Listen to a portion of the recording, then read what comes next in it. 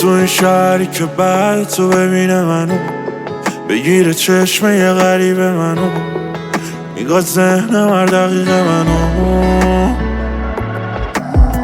اونقدر تو خودم داد زدم گرفته صدام، بعیده بعد تو کسی بشینه رو پام، بعیده بعد تو کسی رو بخوام.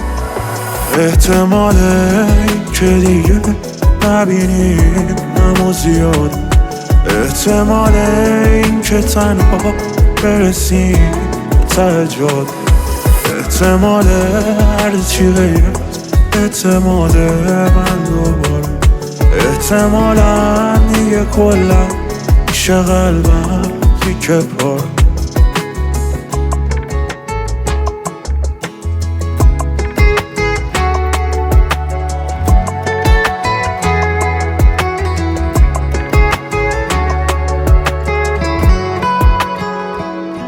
غیر از این که تو مروره دیوونه بازیمون، فکر این که چقدر سخته وقتی رفت زنده بمون.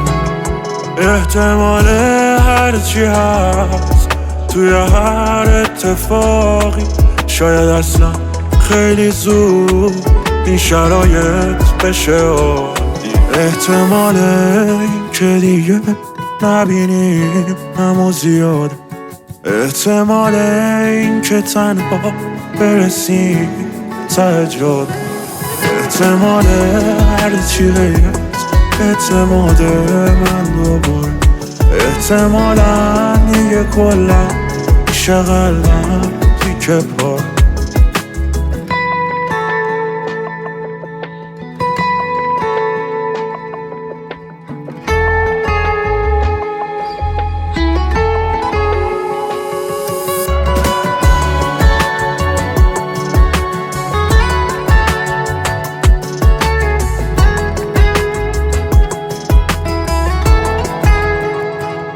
تو باید باور میکردی دیگه صبرم نمو بنده، حالمو از این که دیگه رو لبام ندیدی خنده.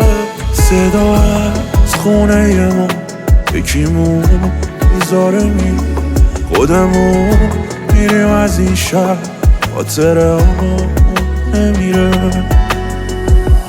احتماله این که دیگه نبینیم همو زیاده، احتماله این که تنها برسیم ته جاده، احتماله هرچی غیر احتماله من دوباره، احتمالا دیگه کلا میشه قلبم تیکه پاره.